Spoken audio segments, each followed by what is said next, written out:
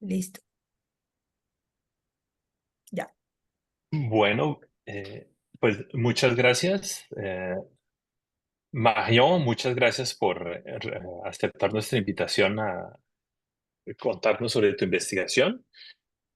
Entonces voy a presentarte brevemente. Marion Boisseau es ingeniera en horticultura y doctora en ecología tropical vegetal. Estudió horticultura y paisajismo en la Escuela de Ingeniería Agrocampus US de Angers, en Francia.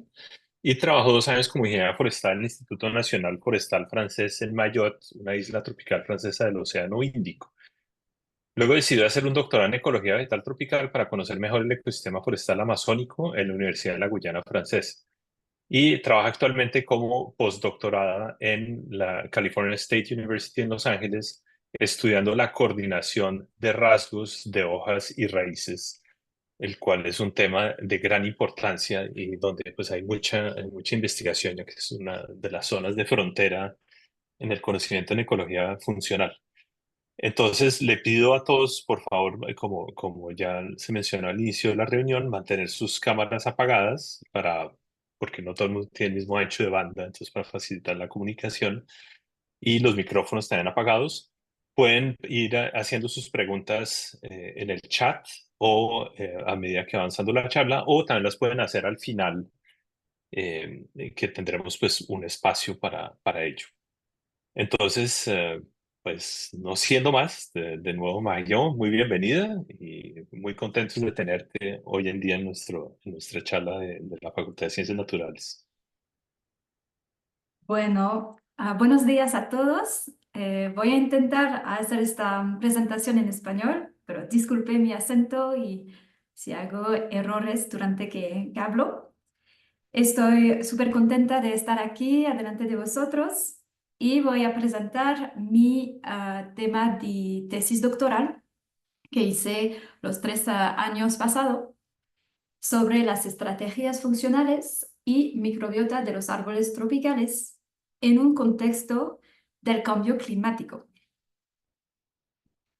Bueno, ustedes saben un poquito de mí, entonces voy a pasar esta diapositiva.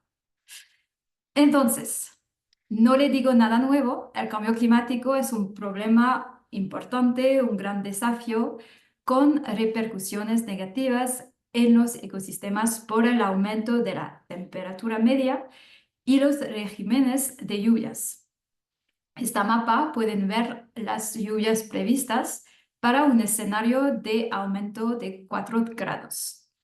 Y nos dirigimos hacia un clima más seco en la Amazonía, con sequías más intensas, más frecuentes y más prolongadas en los próximos años.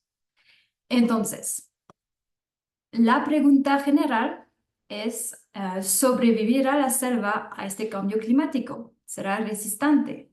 La Amazonia es la mayor selva tropical contigua del planeta y pueden ver que hay numerosos estudios que analizan la respuesta de estos bosques al cambio climático y también la posible pérdida de esta capacidad de recuperación, por ejemplo, después de una sequía.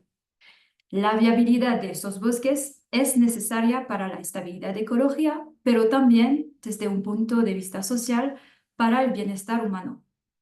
Y en mi trabajo de tesis me interesé por la respuesta de las plantas a la disponibilidad de agua. Entonces, la disponibilidad de agua influye en el funcionamiento de los bosques tropicales. Esta disponibilidad de agua resulta de la interacción entre la entrega de agua a través de fuertes lluvias, la pérdida de agua a través de la evapotranspiración y también el drenaje en el suelo y la retención de agua que cambia dependiendo de las características del suelo y la topografía.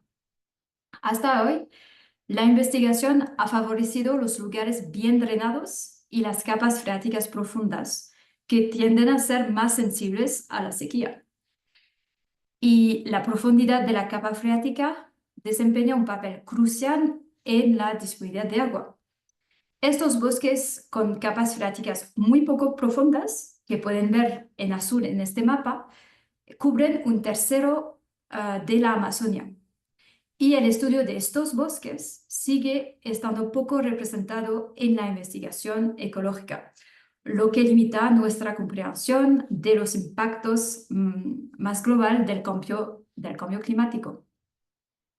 Entonces, mi objetivo de mi tesis fue examinar con dos enfoques. Un primer enfoque sobre las estrategias funcionales, la ecofisiología, la ecología funcional de las plantas, y también sobre los microorganismos, la microbiota de los árboles tropicales en este contexto del cambio climático.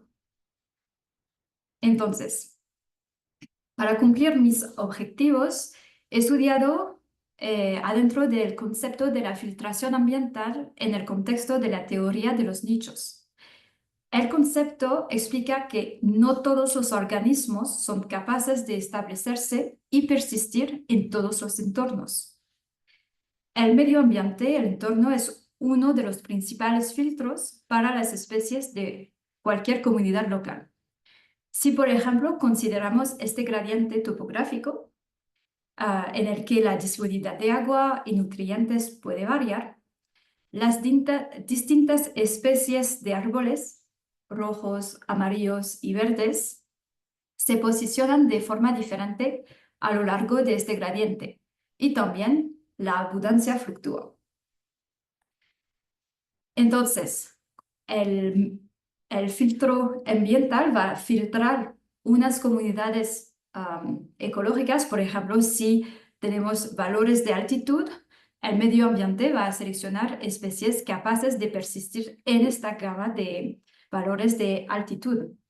Y también va a seleccionar ciertos valores de rasgos funcionales. Y yo me interesé en mi tesis a rasgos funcionales relacionados con la gestión del agua. Por ejemplo, el punto de pérdida de turgencia foliar, el Turgor Loss Point, TLP, indica la capacidad de una planta para mantener su presión de turgencia celular durante una deshidratación. Y pueden ver en este gráfico una relación positiva entre este punto de pérdida de turgencia foliar y un índice de aridez. Y podemos ver que las biomas de las regiones áridas tienen un TLP más negativo que los de las regiones húmedas. Y esto ha demostrado ser altamente predictivo de la respuesta de las plantas a la sequía o de las diferencias en la disponibilidad de agua entre hábitats. Pero un rasgo funcional puede solo describir una parte de un proceso fisiológico. Y los estudios de rasgos relacionados con el agua están utilizando progresivamente un enfoque de rasgos múltiples para proporcionar una comprensión más integradora de las respuestas de los individuos a su entorno. Entonces, para estudiar la estrategia funcional, se debe estudiar un conjunto de rasgos funcionales que permiten persistir en un entorno. Y varios estudios han demostrado que existen diferentes estrategias de las plantas, como el famoso espectro de la economía de la hoja, Leaf Economic Spectrum, que contrapone estrategias adquisitivas y conservadoras, y también las estrategias de las raíces, contraponiendo raíces finas que exploran por sí mismas el suelo en busca de agua y nutrientes, con raíces más gruesas que pueden albergan microorganismos encargados de recuperar esta agua y esos nutrientes para las plantas. Y la coordinación entre rasgos suele expresarse en forma de correlaciones positivas o negativas que representan compensaciones y alometrías basadas en requisitos fisiológicos en respuestas de las condiciones ambientales. Los rasgos no varían solos, sino en conjunto. Y hoy en día sigue habiendo pocos estudios que analizan esta fuerza de la correlación entre los rasgos. O esta fuerza de la correlación se llama integración. Y en un estudio en 2020, en Delay y colegas, muestran que la integración de rasgos pueden variar en función de la intensidad del filtro ambiental. Y este estudio muestran que hay una mayor integración, entonces más fuerza de correlación entre los rasgos para los árboles que crecen en suelos con un alto contenido en cobre. Pero las plantas no están solo, también están asociadas con bacterias, protistas, nematodas, arquea, hongos en los diferentes órganos de las plantas. Y en mi tesis solamente utilicé un enfoque sobre los más comunes, que son bacterias y hongos. Y los microorganismos se distribuyen de forma diferentes en distintos compartimientos de la planta, desde las raíces hasta la hoja. Entonces, los microorganismos pueden ser en la superficie del tejido, que se llaman epífitos, o en el interior del tejido, que se llama endófitos. En mi tesis, yo me enfoqué sobre los endófitos que están adentro de las hojas y de las raíces. Y hay numerosos estudios sobre plantas cultivadas, mucho más que sobre árboles y mucho menos sobre árboles tropicales. Y estos estudios sobre plantas cultivadas han demostrado que bacterias y hongos intervienen en la respuesta de la defensa de la planta, fomenta también el crecimiento, de la asimilación de nutrientes, de la fijación del nitrógeno y también puede mitigar el estrés abiótico. Y a mí me interesa mucho cómo estos microorganismos pueden interferir y mitigar este estrés abiótico, como durante una sequía. Y el equipo de Santos Medellín en 2021 ha demostrado que en una planta cultivada que es el arroz, la planta puede reclutar ciertos microorganismos como las actinobacterias, que lo que confiere tolerancia a la sequía para el arroz. Entonces, durante mi tesis yo me interesé al fenotipo extendido de la planta, que es el producto de la expresión del genoma de la planta y también de su interacción con los microorganismos, bacterias y hongos, en un contexto de medio ambiente.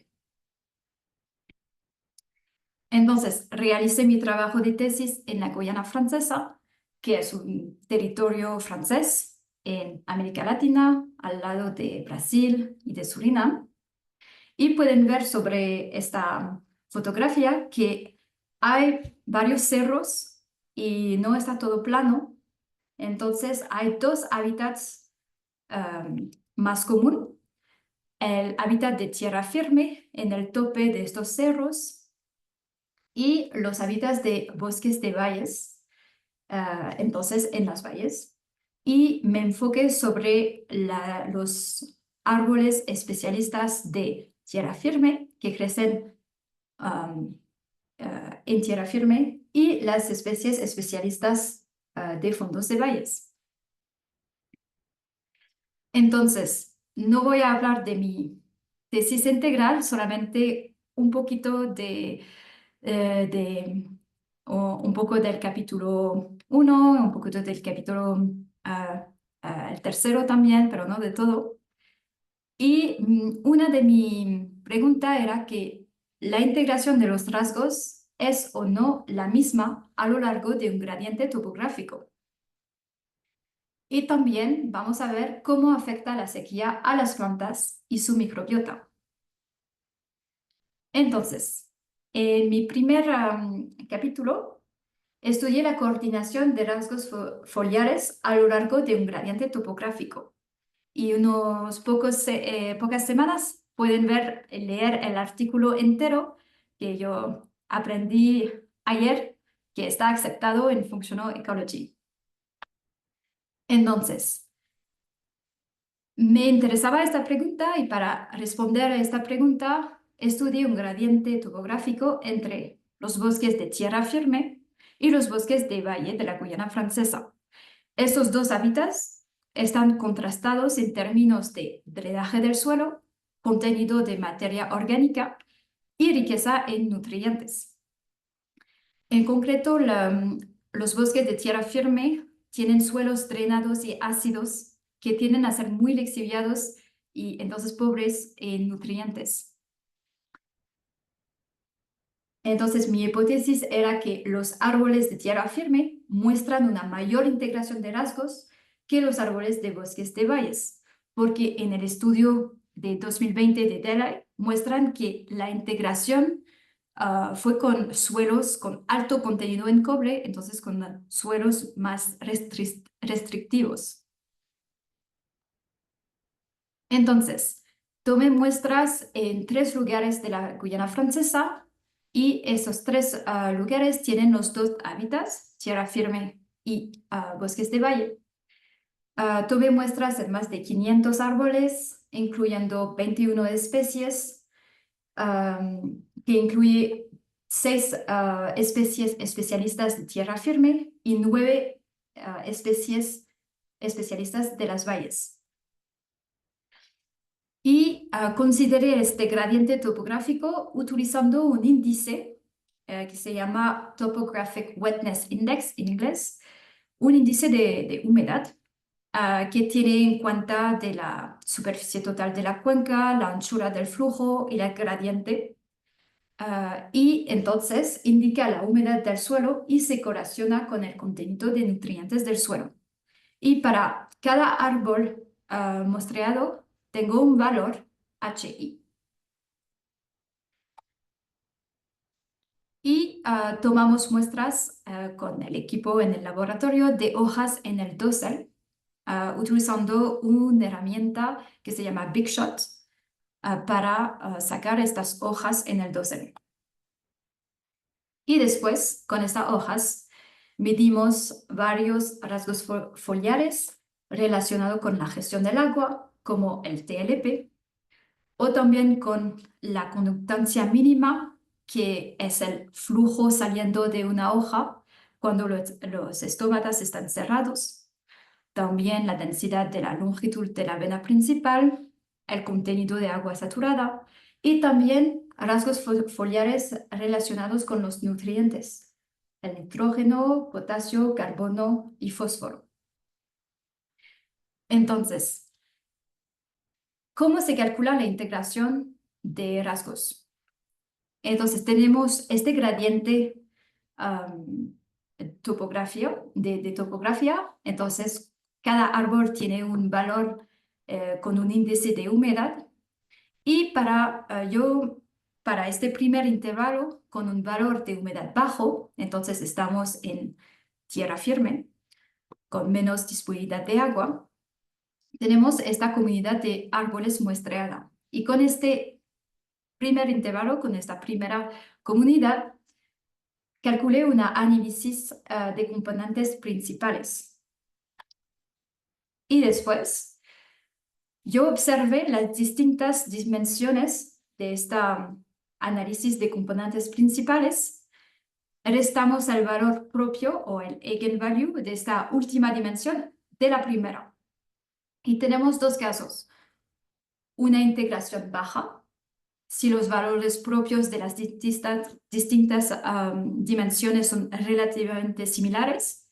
Y esto significa que no hay un rasgo que domina, unos rasgos que dominan la variabilidad del conjunto de datos. Y en este caso, los rasgos son flexibles y los rasgos pueden variar de forma independiente sin estar fuertemente limitados por otros. Y el segundo caso, tenemos valores propios que muestran una fuerte disparidad entre la primera y la última dimensión.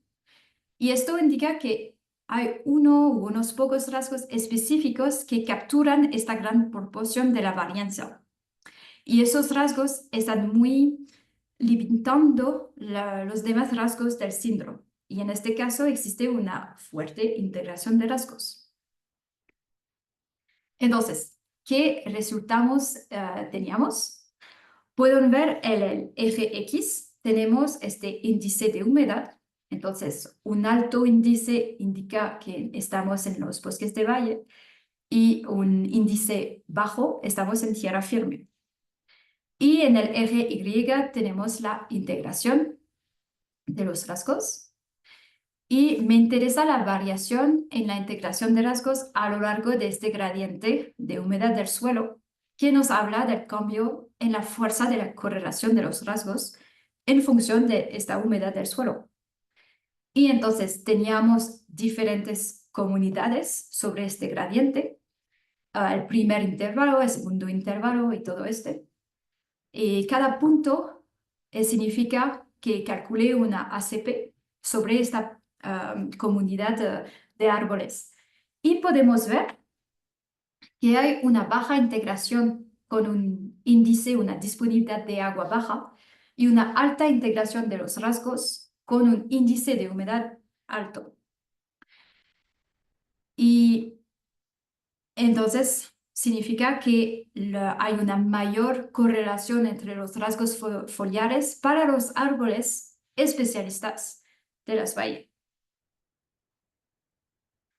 Debido al mayor drenaje de las zonas altas, esperábamos que los árboles estuvieran más estresados en las zonas altas, en la estría firme, en estación seca y tuvieran una mayor integración. Pero, contrariamente a nuestra hipótesis, la integración es más alto y se encuentra en los individuos muestreados en los bosques de valle. Sabemos que este índice de humedad nos da información sobre la presencia de agua y nutrientes en el suelo. Y esto sugiere que el exceso de agua que se encuentran en los suelos inundados o capas freáticas poco profundas en esos hábitats de bosque de valle de la Guyana francesa, también el exceso de agua es un factor de estrés importante para las plantas. Un déficit de agua o un exceso de agua es un estrés para una planta. Y esta limitación se refleja en la respuesta funcional mediante una mayor integración de los rasgos para las especies especialistas de bosques de valle. ¿Cómo podemos interpretar estos resultados? Entonces, las condiciones anóxicas del suelo que pueden darse en estos bosques de valle puede provocar una reducción de la conductancia de las raíces y un aumento del cierre estomático, especialmente en condiciones de alta demanda evaporativa, como ocurre en estación seca. Entonces, para recordar este primer capítulo, las especies especialistas de los bosques de valle tienen una mayor integración de los rasgos, porque este hábitat es probablemente más restrictivo que los hábitats de tierra firme. Y basándome en nuestros resultados con árboles adultos en los bosques de valles, con un resultado súper interesante de esta zona, quería enfocarme más sobre este hábitat de bosque de valle, pero observando los árboles en la fase de plantura y tener en cuenta también el microbiota. Entonces vamos a pasar de las plantas, de árboles de dosel a microorganismos.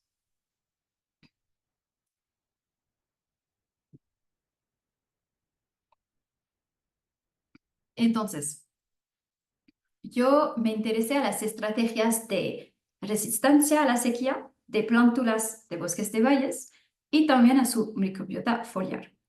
Aquí voy solamente a presentar algunos resultados sobre el microbiota, pero no todo sobre las estrategias de las plántulas también. Entonces, ¿cómo afecta la sequía a este fenotipo extendido? ¿Produce la sequía cambios importantes en la microbiota foliar? Yo quería explorar cómo los endófitos foliares, entonces como los hongos y bacterias adentro de las hojas resistían mediante cambios en la composición, dando que la sequía hace cambios drásticos en la fisiología de la planta. Es probable también que solo sobreviven unos pocos endófitos. Y yo esperé con mi hipótesis una microbiota más disímil, es decir, un aumento de la diversidad beta con el aumento del estrés por sequía. Y esta hipótesis sugiere que una sequía, que no es un factor estresante, puede alterar el microbioma de formas impredecibles. Entonces, yo tomé los individuos de plantulas en un solo lugar en la Guayana Francesa, en el sitio de Paracú, solamente en el hábitat de bosques de valle, y estudié 7 especies distintas de bosques de valles. Y yo hice con más de 1000 individuos una experiencia en un invernadero con diferentes tratamientos de agua. Y esos tratamientos de agua fueron gracias a escenarios basados en datos meteorológicos de los últimos 30 años que tenemos en la Guayana Francesa. Entonces tenemos un control, que son plantas con riego regular, un escenario actual que representa una sequía media actual en la Guayana Francesa. Es decir, dure la estación seca hay 21 días consecutivos sin agua cada año. También un escenario previsto, calculado sobre la base de las predicciones de un aumento del 30% de la duración de la estación de seca, es decir, 21 días más el 30%, 27 días. Y después un escenario extremo calculado a partir de un máximo de 70 días consecutivos sin lluvia registrado en los últimos 30 años de la Guayana Francesa. Y este escenario es muy interesante porque los fenómenos meteorológicos extremos tienden a producirse con mayor frecuencia con el cambio climático, como vimos en las primeras diapositivas.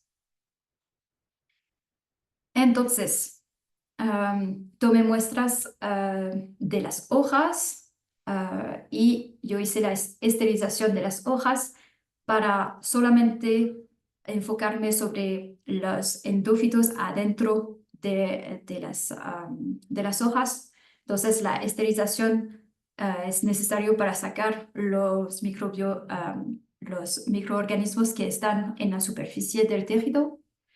Después hice la extracción de ADN, la amplificación con 16S para las bacterias y ITS2 para los hongos. Después los amplicones se purificaron con perlas magnéticas. Hicimos la secuenciación y la análisis bioinformática con bases de datos de Silva y de Unite y utilicé OTU. Un pipeline de UbiTools. Y entonces, ¿qué cambia en la microbiota foliar? Pueden ver que estoy midiendo la diversidad beta, estudiando la variación de la diversidad beta sobre los diferentes escenarios. Podemos ver por las bacterias, hay 3 gráficos que son 3 plantas diferentes.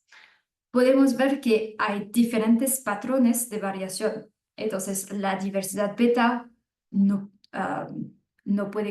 cambia por Symphonia globulífera. También por Tagigali melinoni hay una disminución de la diversidad beta. Entonces, el microbiota hay más similitud. O el caso también de en Virulaceo anamensis, la diversidad beta aumenta con el estrés, con la sequía más extrema, y hay más disimilitud. pero los patrones de bacterias son distintos de los patrones de hongos. Podemos ver que la diversidad beta en las mismas plantas, para los hongos, los patrones varían diferentemente. Para Sinfonia globulífera tenemos un patrón específico, la diversidad beta aumenta y después baja. Para Takegeli melinoni, el segundo gráfico, podemos ver un poquito de aumenta de la diversidad beta, o no hay cambio para Pierola surinamensis. ¿Cómo podemos interpretar estos casos de variabilidad de diversidad beta? Las observaciones de la variabilidad del microbioma asociada a la enfermedad ha llevado a varios investigadores a proponer el principio de Anna Karenina para los microbiomas. Y este principio se deriva de la frase inicial de la novela Anna Karenina de Tolstoy, que dice que todas las familias felices son iguales y cada familia infeliz lo es a su manera. Y si traducimos esta hipótesis para los microorganismos asociados a las plantas, esta teoría predice que hay ciertos factores estresantes, tienen efectos estocásticos más que deterministas en la composición de la comunidad. En estos casos, todos los microbiomas sanos son similares, pero cada microbioma disbiótico es disbiótico a su manera. Y entonces, podemos interpretar que la sequía altera microbiomas, conduciéndolos hacia una nueva configuración determinista, con flechas negras aquí. Y estos cambios deterministas de muestras estresadas, que aquí son verdes y rojos, con una dispersión similar a la de los controles sanos en azul. Entonces, en este caso, vemos que la diversidad beta no cambia y es idéntica. Pero tenemos este caso también, que la sequía altera el microbioma de manera determinista, pero el grado de alteración es en función de la gravedad del factor estresante de esta sequía. Y eso produce grupos de microorganismos sanos en azul y estresados en esferas rojas. Y bajo niveles leves de estrés, solo un subconjunto de muestras se desplaza al grupo estresado. Y esto produce una elevación de diversidad beta en las muestras, pero una baja después de diversidad beta en las muestras más estresadas. Y hay un tercer caso, y aquí podemos ver que la diversidad beta aumenta, entonces la dispersión de los microorganismos aumenta con el factor de estrés de la sequía. Y aquí se puede explicar cómo la sequía, que es un factor de estrés más importante, con 71 días de sequía, puede suprimir la inmunidad de la planta y puede permitir una invasión de microorganismos oportunistas. Y entonces tenemos una mayor dispersión alrededor de este centroide sano de las esferas azules. Bueno, para recordar, ¿produce la sequía cambios importantes en la microbiota foliar? Pues sí, la sequía produce efectos, pero contrastados, de sequías leves o sequías graves, según la teoría de Anna Karenina, y cada planta tiene un patrón diferente para bacteria o para hongos. Y voy a terminar esta presentación y vimos que la integración de los rasgos es más alta hay una mejor integración de los rasgos foliares funcionales en los bosques de valle, porque es un hábitat más estresante. Y vimos que la sequía afecta a las plantas y su microbiota y produce efectos distintos según las perturbaciones de la sequía para los endófitos de las hojas de esas plántulas de los bosques de valle. Bueno, muchísimas gracias por su atención y podemos hacer como las preguntas en inglés o en español, pero en inglés si no entiendo la pregunta. Muchísimas gracias. Bueno, Muchas gracias, Marion. Muy interesante la presentación. Felicitaciones también por el artículo recién aceptado. Eh, yo quisiera empezar por hacerte una pregunta. En la primera parte de tu investigación, ustedes cogieron, según entendí, especies que eran especializadas en tierra firme o en los valles, ¿no es cierto? Ujú. Entonces, yo quisiera preguntarte, me imagino que hay, deduzco que hay otras especies que ocurren en los dos tipos de hábitats Sí. que tienen la distribución. Entonces, ¿qué crees? Bueno, no lo midan, pero ¿tú crees que así intuitivamente o basado en alguna evidencia preliminar, si incluimos la plasticidad fenotípica de esas especies que tienen la distribución amplia, que tú también verías ese tipo de diferencias en el grado de integración? ¿Alguna idea? No sé si me Sí, expliqué. sí, yo estudié también, pero no había tiempo para mostrar todo. Yo estudié también las especies generalistas que están en ambos hábitats sobre todo este gradiente y no vimos que hay una variación intraespecífica, pero vimos que había una integración que cambiaba sobre este gradiente de topografía. Entonces, había una integración mayor en los extremos del gradiente, en tierra firme y en bosques de valles, y la integración baja en el medio. Entonces podemos ver que la coordinación, la fuerza de coordinación de los rasgos funcionales cambian para que la planta se adapta, que los individuos de una misma especie que es generalista se adapta sobre todo este gradiente. Ok, listo. Bueno, muy interesante. Y otra pregunta, ¿hay alguna relación en términos filogenéticos cuando ustedes miran los dos grupos que son de especialistas? O sea, cómo está la filogenia detrás de eso? Em, Teníamos una filogenia muy diversidad, Muy amplio. muy Ok. grande, muy amplia. Sí, sí. Ok, o sea, no hay un efecto filogenético importante No, entre no, no, los dos extremos. Ok, no, no. súper. Bueno, yo tengo más preguntas, pero voy a dejar que espacio para que la audiencia nos haga sus preguntas. por ahora no Listo. tenemos manitos levantadas, profe, entonces si quiere continuar. Ni en el chat tampoco nos han dado preguntas, entonces si quiere Bueno, todo continuar, está continúe. claro. Ay, yo intenté levantar la mano, pero no pude, no me dejó la Ah, aplicación. bueno, Angélica, por favor. Angélica, por favor. Sí, en un contexto de monitoreo, de aplicación, porque me parece fantástico, por ejemplo, para mirar efectos de cambios de deforestación o algo.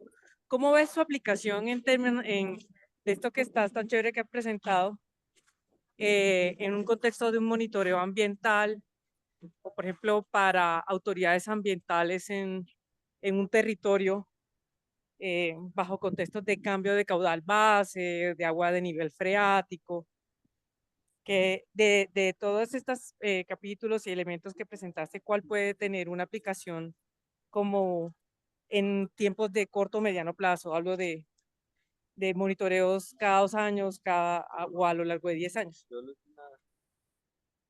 Bueno, gracias, Angélica, por su pregunta.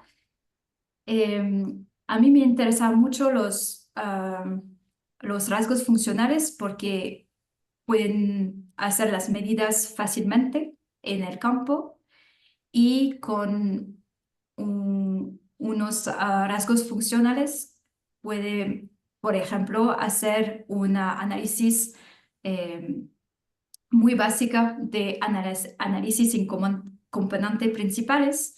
Si tienen, por ejemplo, hacen las medidas en diferentes épocas, antes de la deforestación y después de la deforestación, y va a haber una diferencia normalmente en los valores de los rasgos funcionales. Entonces, sería mi idea para interpretar cómo un ecosistema cambia si podemos ver estos cambios en los rasgos funcionales. No sé si ah, quizás hay algunos estudios que hacen pero mi trabajo fue más abstractivo que más en concreto para casos de conservación, pero eh, sería mi idea de tomar hacer las medidas de los rasgos funcionales y ver si hay cambios en los valores.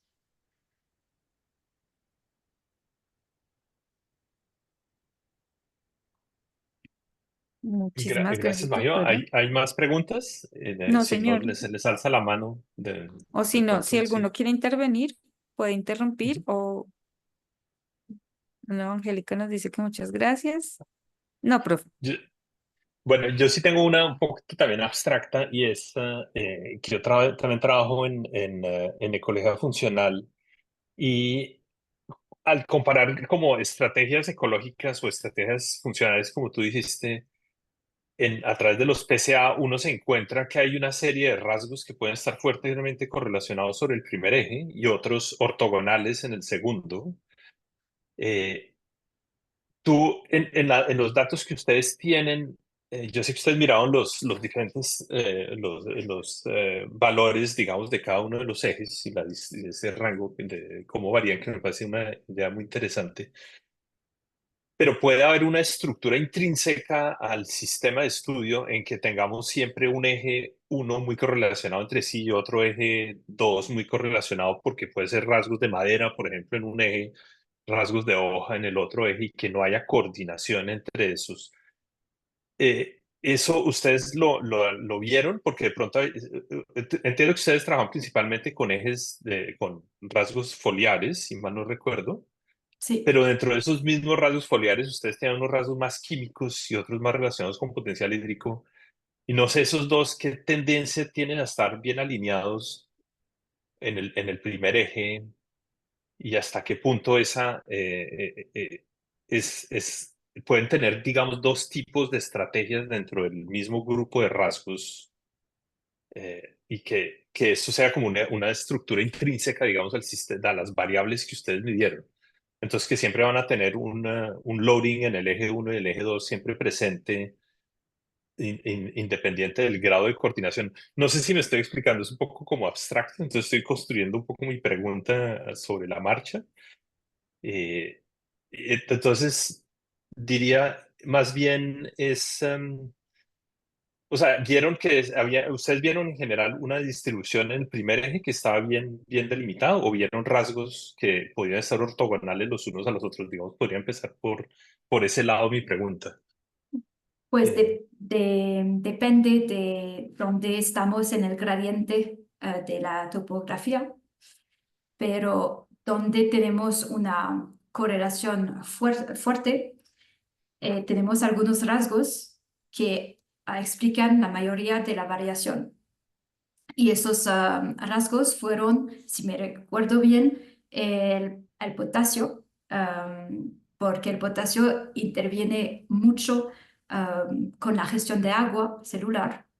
ujú, Se corresponde con la disponibilidad de agua en el suelo. Y entonces vimos que el potasio fue el rasgo como más importante ah, que hace que explica más de la variancia de todo. Pero si estamos en tierra firme, este rasgo de potasio no explicaba mucho. Y entonces el conjunto de los rasgos fue más flexible y no teníamos como ah, dos, Ortogonales. sí, dos dimensiones más ortogonales, pero que fue más organizados en el espacio. No sé si, Entiendo. bueno, Sí, sí, sí, te entiendo. O sea, sí se cambiaban estos, digamos, no se mantenía tan estructurado mejor dicho, sí, ya entendí como lo que me dices, eso ya me da luces sobre cómo está estructurado el espacio funcional que ustedes manejan ya en varias dimensiones. Sí. O sea, que es bastante concluyente esa integración, sí, es bastante concluyente esa integración mayor o menor integración. sí. Y Ujú. vimos también que este análisis, hicimos también un análisis en red y vimos los mismos resultados. Entonces, si hacemos un red, también podemos ver más qué rasgo tiene qué fuerza en este red, que puede ser más visualmente, se explica mejor. Hicimos también este análisis en el artículo.